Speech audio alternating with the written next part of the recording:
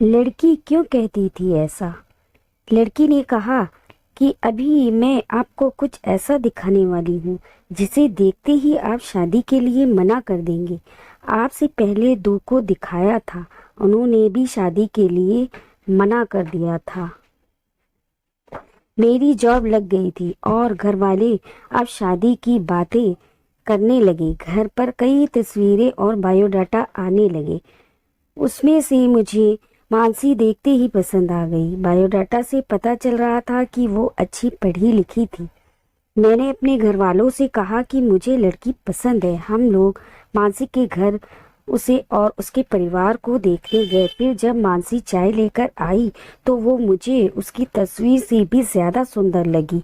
खुले बाल और हल्के नीले रंग की साड़ी में वो बहुत ही सुंदर लग रही थी। फिर घर वालों ने हमें एक कमरे में बातें करने भेजा। कमरे में वो चुप थी। उसे उसके चेहरे पर इतनी खुशी नहीं थी। मेरा दिल धड़क रहा था। मुझे लगा कि उसे मैं पसंद नहीं हूँ। फिर मैंने ही बात शुरू करते हुए कहा कि आप क्या करती हैं? उसने मेरी तरफ घूर कर देखा और कहा कि आपने बायोडाटा देखा नहीं तो मंगाया क्यों था? उसकी बात सुनकर मुझे लगा कि वो मुझ में कोई इंटरेस्ट नहीं दिखा रही है। फिर मैंने उसे डायरेक्टली पूछ लिया कि आपको मैं पसंद नहीं हूँ। वो बोली, मेरे पसंद की बात नहीं है, आप खुद मुझे नापसंद कर देंगे, मुझे पता है। उसने कहा, अभी मैं आपको ऐसा कुछ दिखाने वाली हूँ कि आप वो देखते ही आप शादी के लिए मना कर देंगे। आपसे पहले दो को दिखाया, उन्होंने भी देखते ही मना कर दिया। यह कहकर उसने अपने खुले बाल जो पीछे थे उनको आगे किया।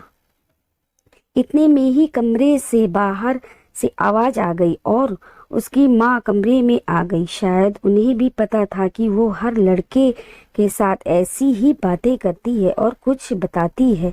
उसकी मम्मी ने कहा, चलिए बाहर, सब आपका इंतजार कर रहे हैं। मानसी ने अपनी माँ की तरफ देखा। मैं बाहर आ गया और बाहर मेरी माँ और पिता, जिन्हें भी मेरी शादी की जल्दी थी, वो भी मेरे मुंह से बस यह सुनना ही चाहते थे। मैं आते ही मेरी माँ मुझे बाहर ले गई और पूछा कि क्या तुझे लड़की पसंद है?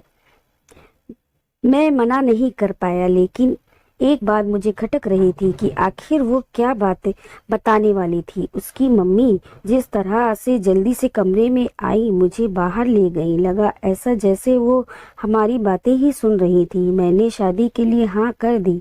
मेरे घर वालों ने उन्हें हाँ में जवाब दे दिया, लेकिन अब मैं एक दुविधा में था कि मैं क्या करूं। मैंने उससे बात करना चाहा, मैंने उससे नंबर नहीं मांगा था। मैंने अपनी मम्मी को कहा कि आप बात करें और उसका नंबर ले लें।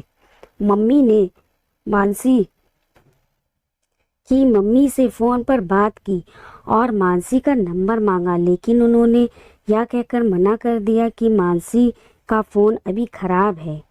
मम्मी यह भी कह रही थी कि वो लोग शादी के लिए जल्दी कर रहे हैं। इन सब बातों से मेरे मन में कुछ अजीब सवाल आने लगे। एक शाम जब मैं ऑफिस में था, तब मुझे एक अननोन नंबर से कॉल आता है। फोन रिसीव किया तो मानसी थी। वो बोली कि मम्मी ने मेरा फोन ले लिया है। मैं कुछ बहाना करके अपनी फ्रेंड के रूम पर आई हूँ, उसी के नंबर से फोन कर रही हूँ। क्या तुम मुझे अभी मिल सकते हो? मुझे वैसे भी उससे मिलना था। मानसी के बताए एड्रेस पर मैं जल्दी से पहुंचा। वो उसी फ्रेंड का रूम था। मैंने आते ही पूछा, उस दिन की बात अधूरी रह गई थी और तुम्हारी मम्मी तुम पर नजर क्यों रख रही हैं? मानसी बोली, मैं तुम्हें कुछ दिखाना चाहती हूँ, उसके बाद तुम्हारे सारे सवालों के जवाब मिल जाएंगे। मानसी आज भी बाल खोलकर आई थी। वो पीछे मुड़ी और अपने खुले बालों को पीठ से आगे की ओर किया। तब मुझे पता चला कि वो क्या दिखाना चाहती है। उसकी गर्दन पर एक टैटू था, सुमित नाम का। मानसी बोली कि मैं एक लड़के से प्यार करती थी और हम दोनों शादी भी करना चाहते थे। मैंने उसी के नाम का टैटू करवाया था। यह बात मैंने अपने घर वालों को भी बताई थी और वो तैयार भी हो गए थे, लेकिन सुमित ने मुझे चीट किया। वो मेरे अलावा किसी और को डेट कर रहा था और वो लड़की पैसे वाली थी, इसलिए उसने मुझे छोड़ दिया। तब से मुझे शादी और लड़कों से एक नफरत सी हो गई थी। उस लड़के को मैंने बहुत प्यार किया, लेकिन उसने मुझे धोखा दिया। तुमसे पहले भी 2 लड़कों को मैंने टैटू दिखाया और उन्होंने सच जानकर शादी के लिए मना कर दिया।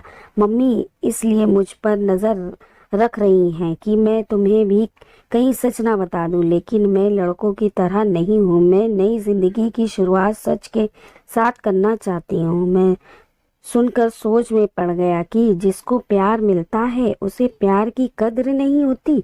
आखिर इतनी प्यार करने वाली लड़की को कैसे कोई धोखा दे सकता है। मैंने कहा कि मुझे तुम्हारे पास्ट से कोई मतलब नहीं है, लेकिन मैं चाहता हूँ कि मुझे भी तुम उतना ही प्यार करो जितना उस लड़के को करती थी। मानसी को यह उम्मीद नहीं थी। उसे लगा था मैं भी उससे शादी के लिए मना कर दूंगा। मेरी बात सुनकर उसने इतने दिनों के दबाए आंसू बहने लगे। मेरी शादी मानसी से हो गई और मैं अपने आप को बहुत खुशकिस्मत मानता हूँ कि मुझे मानसी जैसी सच्ची और प्यार करने वाली लाइफ पार्टनर मिली है।